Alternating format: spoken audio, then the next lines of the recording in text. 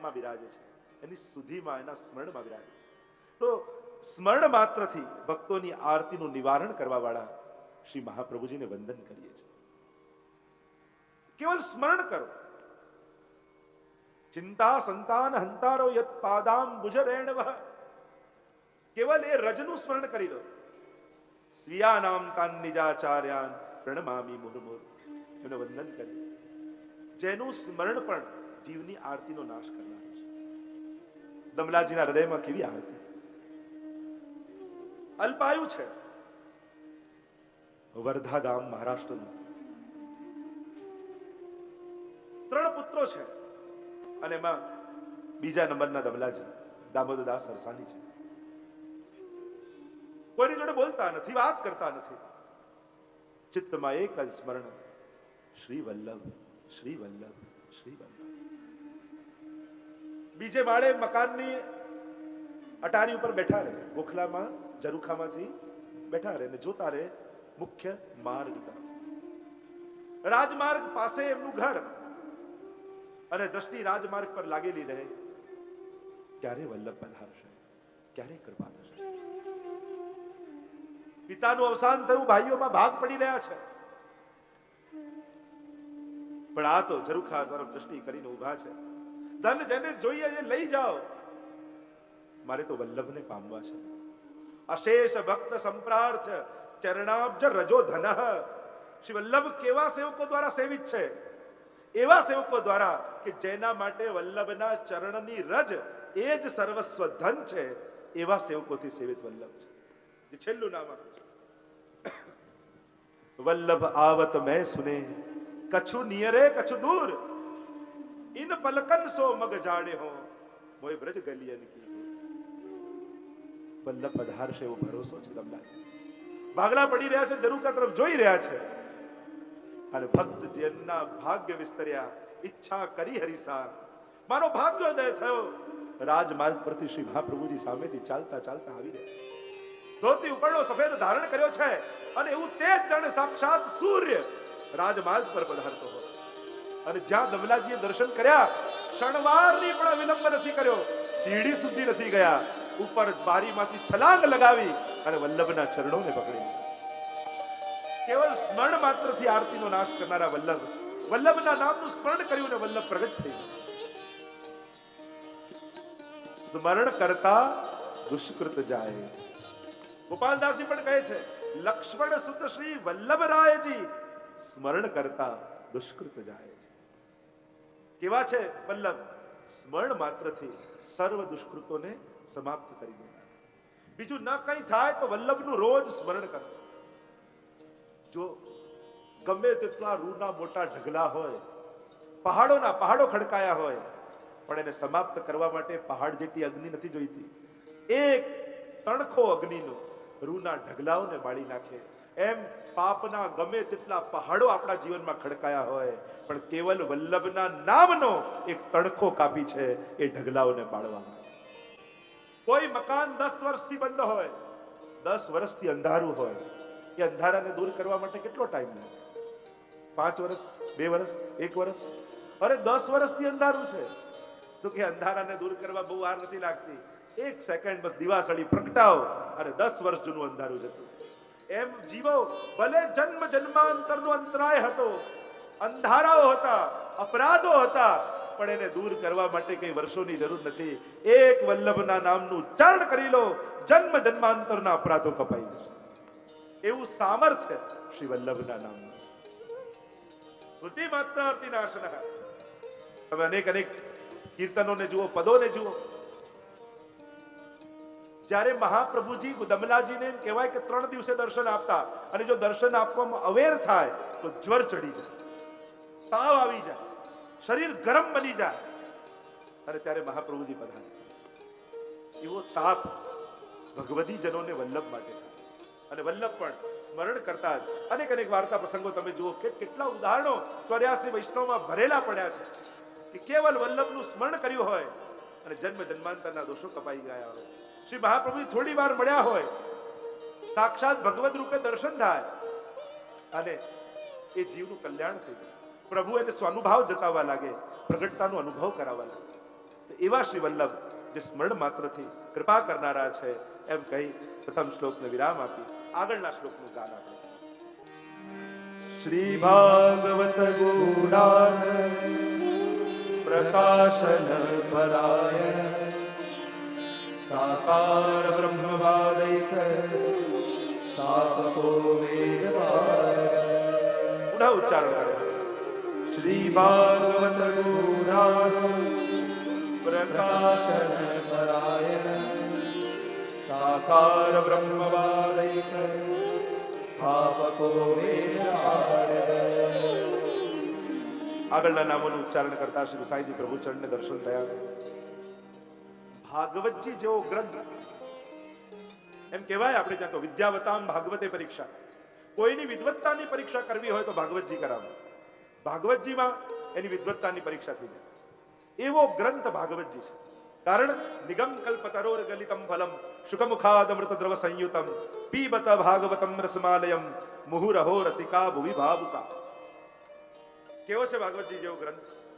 ગાયત્રી જેનું બીજ છે, વેદ રૂપી વૃક્ષ છે, ઉપનિષદો રૂપી શાખા પ્રશાખાઓ છે અને એમાં લાગેલું ગલિત ફલ એ ભાગવતજી છે.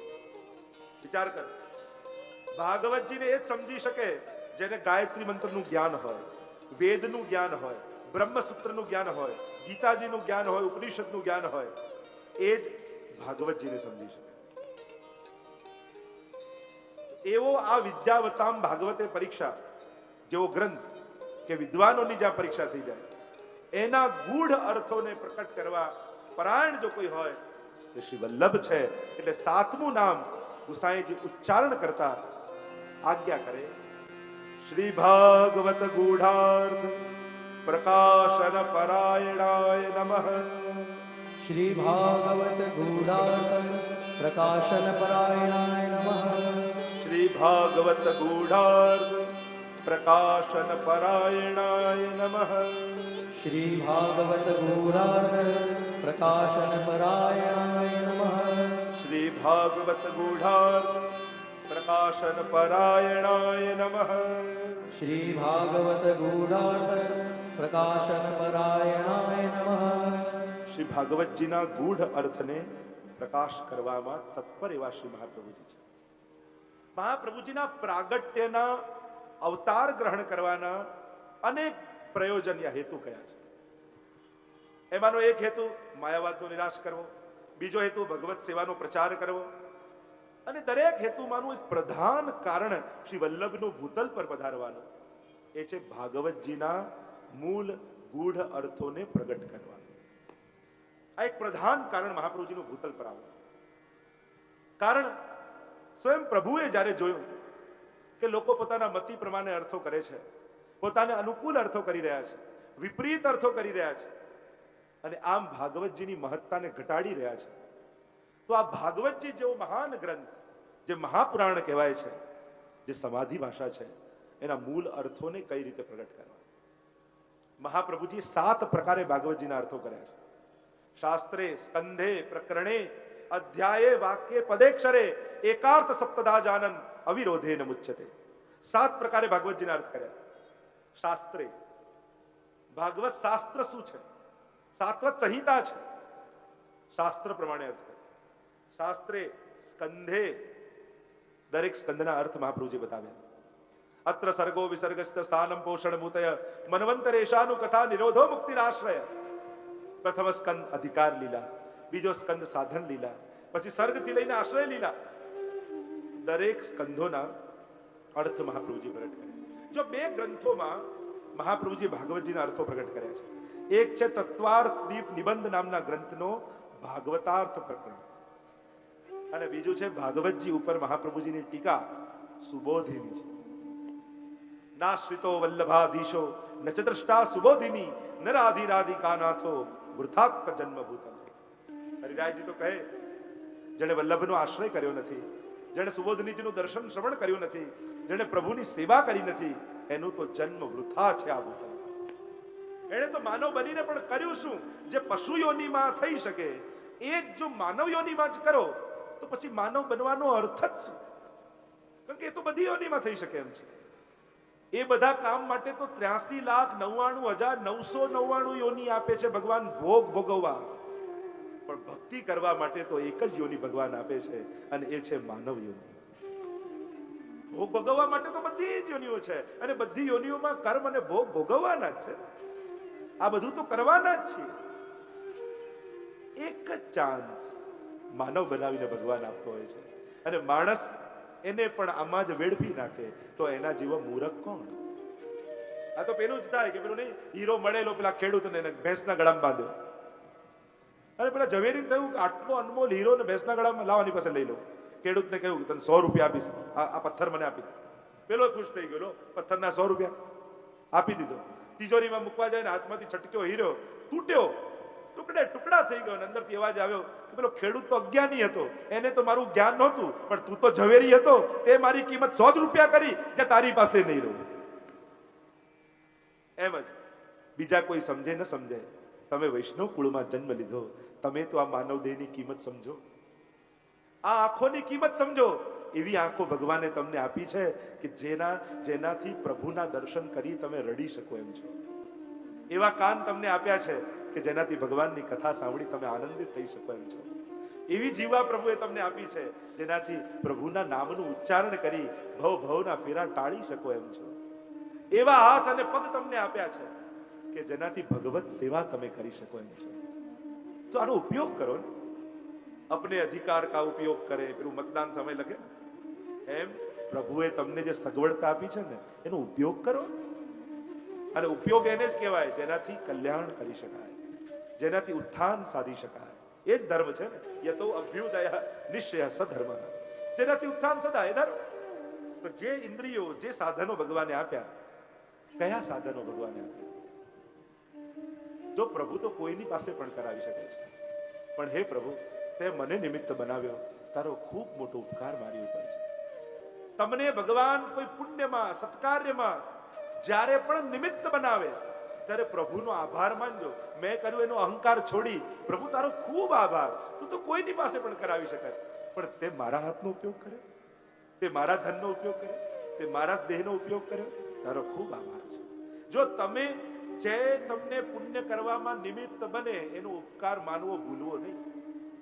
જેમ તમે કોઈને દાન આપ્યું, તો દાન આપ્યું તમને ગર્વ થાય, અહંકાર થાય.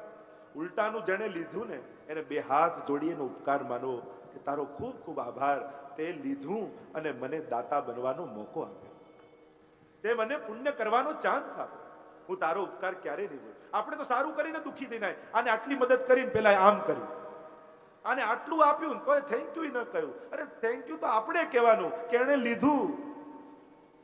ખાલી ધન તમારું શું કરી શકે, પણ તમારું ધન એને સ્વીકાર કરી તમને દાતા બનવાનો મોકો આપ્યો, તમને પુણ્ય બનવાનો છે. કારણ કે તમે તો એને એવી વસ્તુ આપી જે નાશવંત છે, મૂકીને જવાની છે. તમે એવું આપ્યું અને એને તમને એવું આપ્યું જે આવતા જન્મમાં એ કામ લાગવાનું છે. ધન તમે આપ્યું તો મૂકીને જશો, પણ એને તમને પુણ્ય આપ્યું જે આવતા જન્મમાં સુખ બનીને તમને ઉપયોગમાં આવે. એટલે તમારા કરતા મોટો દાતા એ છે જેને લીધું. કારણ કે તમે એવી વસ્તુ આપી કે જે જતી જ રહેવાની છે, એને એવી વસ્તુ આપી જે છેક સુધી કામ લાગવાની છે. એટલે મોટો દાતા મદદ લેનારો છે, કરનારો નથી. એટલે હવે યાદ રાખજો, જ્યારે કોઈ પણ તમારી સેવા માટે નિમિત્ત બને, તમને પુણ્ય કરવામાં પ્રેરણા આપે, તમને સાથ આપે, તમને મદદ કરે, સહાયતા કરે, સંકેત કરે, સૂચિત કરે, એ બધાનો આભાર માનો કે તમે બધાએ મને પુણ્ય કરવામાં પ્રેરિત કર્યો છે. તમારા ઘરના સ્વજનો પણ, આપણી તકલીફ શું, બહાર બધાને થેન્ક યુ કહી દઈએ, પણ પત્નીએ મદદ કરી હોય એનો આભાર ન માનો, પતિએ મદદ કરી હોય એનો આભાર ન માનો, નજીકના સગાઓએ મદદ કરી હોય એનો આભાર ન માનો. હું તો કહું છું બધાનો આભાર કે એ બધા મળી ભક્તિ કરવામાં મને અનુકૂળતા કરી આપે છે, એ બધાનો ઉપકાર માનો. તો શ્રી મહાપ્રભુજી ભાગવતજીના અર્થોને 2 સ્થાનોમાં પ્રગટ કર્યા, ભાગવતાર્થ પ્રકરણ અને સુબોધિની. શાસ્ત્રે સ્કંદે પ્રકરણે અધ્યાય 1 અને વાક્ય પદે અક્ષરે એ જુદા. આમ 7 પ્રકારે મહાપ્રભુજી અર્થ કર્યા. શાસ્ત્રે સ્કંદે દરેક સ્કંદના અર્થો બતાવ્યા. પ્રકરણે મહાપ્રભુજી પ્રકરણ વિભાગ કરી આપણને ભાગવતજી સમજાવે છે.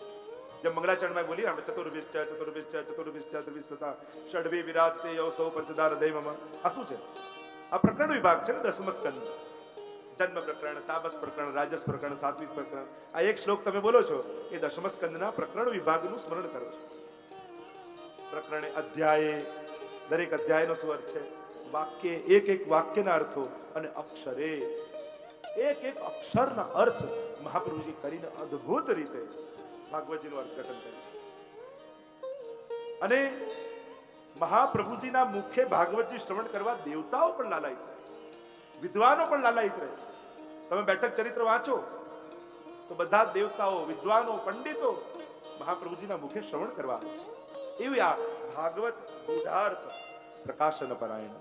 અને એમાં પણ દસમ સ્કંદ દ્વારા તો શ્રી મહાપ્રભુજીએ જે કૃપા કરી છે, વેણુ ગીત પુન યુગલ ગીત કી રસબર ખાબર ખાઈ પ્રગટ ભય માર્ગ રીત દિખાઈ. અદ્ભુત છે સુબોધની.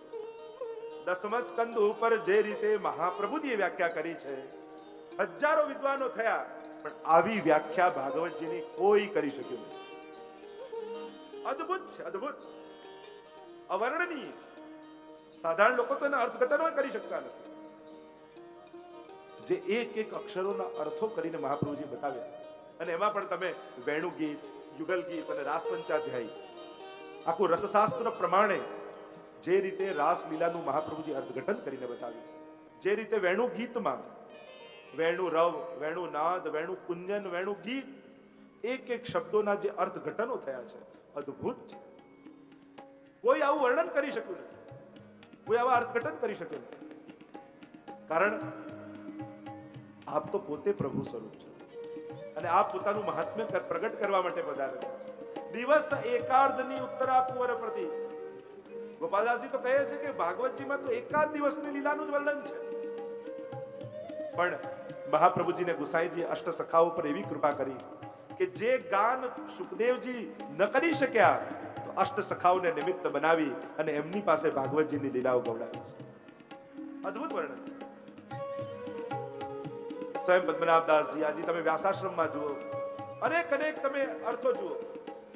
જ્યારે પંડિતો શાસ્ત્રાર્થ કરવા આવતા અને સેવામાં અવેર થતી મહાપ્રભુજીને, તો પત્રાવલંબન નામનો ગ્રંથ મહાપ્રભુજીએ કાશી વિશ્વનાથની દિવાલ પર લખી દીધો અને કહ્યું જેને પણ પ્રશ્ન હોય પહેલા આ ગ્રંથ વાંચી લે, પછી કોઈ સંશય રહે તો મારી પાસે આવજો. અને વિદ્વાનો એ ગ્રંથ વાંચે ને એમાં જ નિરુત્તર થઈ જાય એટલે મહાપ્રભુ પાસે જવાનો વારો જ ના.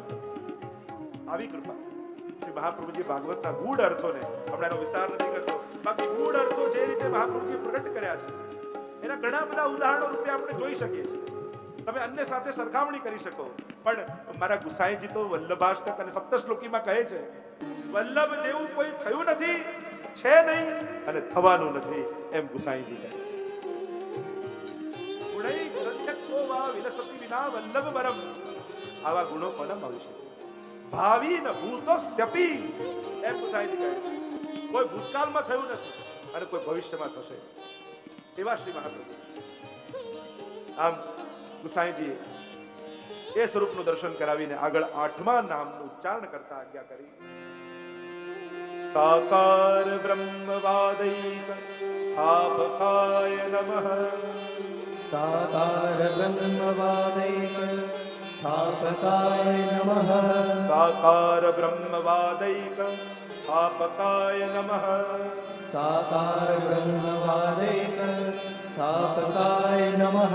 સાકાર બ્રહ્મવાદૈક સ્થાપકાય નમઃ.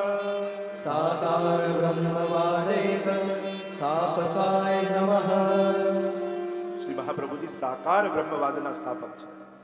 મહાપ્રભુજીનો મત શુદ્ધાદ્વૈત બ્રહ્મવાદ, એમની ફિલોસોફી કરી, પણ મહાપ્રભુજી સાકાર બ્રહ્મવાદના સ્થાપક છે. નિરાકાર બ્રહ્મ મહાપ્રભુજી નથી માનતા. હા, એ સાકાર બ્રહ્મનું એક રૂપ એ હોઈ શકે, પણ નિરાકાર શું? મહાપ્રભુજી તો કહે સાકારની વ્યાપકતા જ નિરાકાર જેવી લાગે છે. જેમ ઘણી જગ્યાએ આપણે ઊભા રહીએ અને ચારે બાજુ દૂર દૂર સુધી ભૂમિ દેખાતી હોય, કોઈનું એટલું મોટું ખેતર હોય, એમાં ઊભા હોય અને ભૂમિ એટલી હજારો એકર, આપણે લાગે કે આનો તો અંત જ નથી, કોઈ આકાર જ નથી, અનંત છે. જ્યારે પૃથ્વી ગોળ છે એમ શોધાયું નહોતું ત્યારે ઘણાને એમ જ લાગતું કે આ તો અનાદિ અનંત છે, આનો કોઈ આકાર જ નથી, કોઈ એન્ડ જ નથી. એટલે કે સાકારની વ્યાપકતા જ નિરાકાર જેવી લાગે છે સાકાર. કારણ કે ભક્તિ માર્ગમાં તો આ ઇન્દ્રિયોથી જ પ્રભુનો અનુભવ કરવાનો છે. અને એટલા માટે શબ્દ, સ્પર્શ, રૂપ, રસ અને ગંધ આ પાંચે દ્વારા પ્રભુનો અનુભવ કરવાનો. કારણ કે ઇન્દ્રિયો આને આધીન છે. શ્રોત્રમ, ચક્ષુ, સ્પર્શનમ ચ રસનમ ઘ્રાણવે છે. ગીતાજીમાં પણ કહ્યું આ મન આના દ્વારા તો વિષયનો અનુભવ કરે છે. જો રૂપ ન હોય તો આંખો નકામી થઈ જાય. આપણને અંધારામાં કેમ નથી દેખાતું? એનું મેઇન રીઝન શું? એમાં કોઈ આકાર નથી દેખાતો. એટલા માટે શેપ ન દેખાય એટલે આંખ નકામી થઈ જાય. શેપ અને આંખ એમ તો ઘણી બધી ચર્ચા થઈ શકે છે કે આંખ કઈ રીતે કામ કરે. એમ તમે જોવા જાઓ તો ખરેખર એ પદાર્થને કારણે, આંખને કારણે જેનું રિફ્લેક્શન હોય છે. એની ઘણી બધી આપણે ચર્ચા કરી શકીએ. તો સાકાર બ્રહ્મવાદ એમ ઘણા કીધું વેદમાં તો નિરાકારની વાત છે. કે કોણે કહ્યું? સહસ્ત્ર શીર્ષા પુરુષા સહસ્ત્રાક્ષા. વેદમાં પણ કહ્યું 1000 મુખ 1000 હાથ. શું આકાર નથી? વિશ્વમાં કોણ નિરાકારને ઉપાસે છે? બતાવો. કોઈ એમ કે એમનો આકાર નથી તો પછી એમના ધર્મ સ્થાનોના કેમ વિશેષ આકાર રાખવામાં આવે છે? કોઈ એમ કેવું તો આકારમાં ન માનવું તો ધ્યાનમાં માનવું, જ્યોતની ભાવના કરું તો જ્યોતને ચોરસ, લંબચોરસ કેમ નથી વિચારતા? એનો પણ એક શેપ તો માત્ર સાકાર એટલે કોઈ પણ આકારનો આશ્રય કરવો. દુનિયામાં દરેક વ્યક્તિ કોઈ ને કોઈ આકારનો આધાર તો લે છે જ.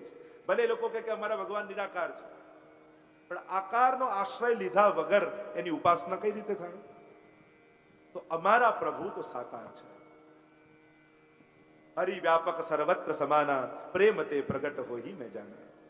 એ પ્રેમથી ભક્તનો જેવો ભાવ હોય એવો બનીને આવે.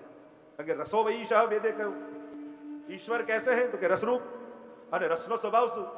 જેવા પાત્રમાં લો એવું થઈ જાય. પવાલામાં લો તો પવાલા જેવું, થાળીમાં લો તો થાળી જેવું, વાટકામાં લો તો વાટકા જેવું. ભગવાન પણ રસરૂપ શાસ્ત્રોએ કહ્યા. એટલે તમારા ભાવનો વાટકો યા પવાલો જેવો આકાર હશે તમારા ભાવનો, ઠાકોર જેવા થઈને મળશે. સાકાર બ્રહ્મવાદના સ્થાપક છે. અરે બહુલાવનના પ્રસંગમાં તમે જુઓ ને, બહુલા ગાય હતી. વ્રજમાં છે ને બહુલાવનના બેઠક. એ બહુલા ગાય એટલી સત્યવાદી, સિંહ મારવા આવ્યો ને કહ્યું કે હું મારા બાળકને દૂધ પીવડાવીને આવું છું, તને વચન આપીને જાઉં છું. અને વચન આપીને ગઈને ભૂખ્યા વાછરડાને દૂધ પીવડાવીને આવી. અને સિંહને એમ થયું કે આ તો આટલી સત્યનિષ્ઠ. અને સિંહમાંથી ભગવાન પ્રગટ થઈ ગયા અને આશીર્વાદ આપ્યા કે તારી પૂજા સદાકાળ માટે થશે. એટલે આજે પણ બહુલા ગાયનું પૂજન થાય છે. અને ત્યાં ગામવાળાઓએ મૂર્તિ બનાવી બહુલા ગાયની. લોકો એનું પૂજન કરતા. હવે યવન રાજા એ સમય યવનનો શાસનકાળ, અને એને થયું કે બુદ્ધ પરસ્તી તો ગુનાહ છે, કોઈ પણ મૂર્તિની પૂજા ન થાય. એટલે આ ગાયનું પૂજન કરવાનું બંધ કરો, ફરમાન કરાવી દીધું. અને ત્યારે જ પરમિશન આપું કે ગાય સાચે સાચ અમારું મૂકેલું ઘાસ પોતે ખાય તો. મહાપ્રભુજીએ કહ્યું અમે તમને પ્રમાણ આપીશું, આવો. બોલાવ્યા ને બાદશાહ સામે ઉભા રહ્યા. લીલું લીલું ઘાસ લીધું. પૂંછડીના ભાગ તરફ મહાપ્રભુજી ગયા અને ધીમે રહીને હાથ ફેરવીને કહ્યું બહુલા લે ગાય ઘાસ ખા. અને જ્યાં આટલું મહાપ્રભુજી બોલ્યા એટલામાં ગાય જીવંત બની અને મોઢું પાછળ ફેરવી મહાપ્રભુજીના હસ્તે ઘાસ આરોગ્ય. આમ સાકાર બ્રહ્મના ઉપાસક છે મહાપ્રભુ. સાકાર બ્રહ્મવાદની સ્થાપના. અરે એની વેદાંત રૂપે ચર્ચા ઘણી બધી કરી શકાય, પણ આપણે તો સમય નથી. બાકી સાકાર બ્રહ્મવાદમાં કેટલા પ્રકારની, દુનિયામાં કયું નિરાકાર તત્વ છે? ન્યાય શાસ્ત્રમાં 4 પ્રકારના જે વાત કરવામાં આવી, સ્યાદ અસ્તિ, સ્યાદ નાસ્તિ, આદિ આદિ, કે પ્રાગ અભાવ, પ્રધ્વંસ અભાવ, અન્યોન્ય ભાવ અને અત્યંત અભાવ. 4 પ્રકારના અભાવ ચતુર્વિધની ન્યાય શાસ્ત્રમાં વાત આવી. પ્રાગ અભાવ, પ્રધ્વંસ અભાવ, કે જન્મ પહેલા એ વસ્તુ નહોતી, નાશ પછી એ નહીં રહે. અત્યંત અભાવ, અન્યોન્ય ભાવ. અન્યોન્ય ભાવ એટલે કે અહીંયા માઇક છે તો સોનાનો હાર નથી, કારણ કે આ માઇક છે. એટલે કે જ્યાં કોઈ હોય તો ત્યાં બીજું નથી હોતું. એવા ઘણી વેદાંતની આદિની ચર્ચાઓ છે, એમાં હું વિસ્તાર નથી કરતો. પણ મહાપ્રભુજી એ અભાવ ચતુર્વિધનો સ્વીકાર નથી કરતા, આવિર્ભાવ અને તિરોભાવની વાત કરે છે. એ જ પ્રભુ રૂપ નામ વિભેદેન જગત ક્રીડતી યો યતઃ. રૂપ નામના ભેદથી એ જ પરમાત્મા ક્રીડા કરે છે. નથી દેખાતું એ પણ એ છે, અને જે દેખાય છે એ પણ એ છે. ઘડો પણ ભગવાન છે અને ઘડમાં રહેલું આકાશ પણ ભગવાન છે. બંને એ જ છે. અખિલ બ્રહ્માંડમાં એક તું શ્રી હરિ, જૂજ વે રૂપે અનંત ભાષે. બધું રૂપ નામના ભેદથી એ જ ક્રીડા કરી રહ્યું છે. તો આંખને આકાર જોઈએ, કાનને શબ્દ જોઈએ, નહીં તો કાન નકામા થઈ જાય. આ એનો સ્વભાવ છે. અને ઇન્દ્રિયોને જ્યારે સ્વભાવથી વિપરીત રોકો છો તો એ બેચેન થઈ જાય છે. તમે આંખે કોઈ પાટા બાંધી દે, તમે કેવા બેચેન થઈ જાવ? કારણ કે જોવું એ એનું નેચર છે, એ જોવા જ માંગે છે. એટલે આંખ બંધ કરીને તમે બહુ નહીં બેસી શકો. અમારે ત્યાં તો કહ્યું, નૈન ભર દેખ ભાનુ તને, લોચન ભરી ભરી પીજે જી. અહીંયા તો આંખો ભરી ભરીને દર્શન કરવાના, આંખો બંધ કરીને નહીં કરવાના. ઇન્દ્રિયોનો પૂરેપૂરો ઉપયોગ કરો એમ મહાપ્રભુજી કહે છે. ઇન્દ્રિયોને ત્યાગી દો એમ નથી કહેતા, ઇન્દ્રિયોને શાંત કરી દો એમ નથી કહેતા. તારા ઇન્દ્રિયોનો પૂરેપૂરો સદુપયોગ કર અને લોચન લાલચી ભય, લાલચ આંખોમાં રાખીને ઠાકોરજીને પીતો જા.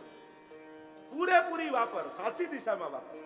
કર્ણ મળ્યા છે, સાંભળવાનો એનો સ્વભાવ છે, તો પૂરેપૂરું સાંભળ. જેમ પૃથુ ભગવાને કહ્યું, 10,000 કાન મને આપો, રૂવાડે રૂવાડે કર્ણેન્દ્રિય થઈ જાય આપની કથાના રસપાન. ભગવાનને સાંભળ. જીવા છે, બોલવું છે, રસ લેવો છે, લે રસ, પણ પ્રભુને ધરીને એમનું પ્રસાદીનો રસ લે. બોલવું છે તો ભગવત નામ બોલ, અહર્નિશ બોલ ને. મહાપ્રભુ કે ચૂપ રહે એમ નથી કહેતા. મહાપ્રભુ કે તસ્માત સર્વાત્મના નિત્યમ શ્રી કૃષ્ણ શરણમ મમ વદત ભીરેવ સતતમ સ્થે મિત્યેમેવ. એક ક્ષણ પણ ભગવત નામ છોડવું નહીં. આપણો માર્ગ તો ઊંધો છે. પૃથક શરણ માર્ગ ઉપદેશતા મહાપ્રભુજી છે. શરણ માર્ગ છે પણ પૃથક છે. બધે ઇન્દ્રિયોના દમન છે, અહીંયા તો ઇન્દ્રિયોના સદુપયોગ છે. દમન નથી, નિગ્રહ નથી. અહીંયા તો પૂરેપૂરી વાપર મળી છે, તો પણ સાચી દિશામાં વાપર. બસ કહેવાનું એટલું જ, સાચી દિશામાં સદુપયોગ થાય. તો આમ સાકાર બ્રહ્મવાદના સ્થાપક શ્રી મહાપ્રભુજી છે. ઠાકોરજીનું રૂપની સેવા આપણને આપી છે. નિરાકાર બ્રહ્મની સેવા નથી આપી, સ્વરૂપ સેવા છે આપણે ત્યાં. અને એટલા માટે આ ધ્યાન આદિ ઘણા બધા પ્રકારો છે. હવે આજનું ધ્યાન કોન્સન્ટ્રેશન છે, મેડિટેશન છે, ઇમેજિનેશન છે શું આ બધું? તમે કોન્સન્ટ્રેશન ને મેડિટેશન કહો છો, તમે ઇમેજિનેશન ને મેડિટેશન કહો છો. હવે ઘણી ચર્ચા કરવી પડે. કોઈને યાદ કરીને કોઈને છોડી કેમ શકાય? કોઈ કેવું ધ્યાન દ્વારા ક્રોધને ત્યાગી દો. હવે ક્રોધને યાદ કરો ત્યાં છોડવો છે, ત્યાં સુધી ક્રોધ જશે? જો આંખો બંધ કરીને જીવન બેઠા રહેવાથી ચાલતું નથી. સાચો ધર્મ એ છે જે જીવનની સંસારની પ્રવૃત્તિ કરતા કરતા પણ તમને ધાર્મિક બનાવી રાખે, તમને ભગવાન સાથે જોડી રાખે. તમારું સતત કનેક્શન, ભલે દુકાને પણ ગયા છે પણ યાદ એ છે કમાવું છે પ્રભુની સેવા માટે. તો દુકાને બેસવું પણ સેવા બની જાય એવો સુંદર માર્ગ મહાપ્રભુજી આપે.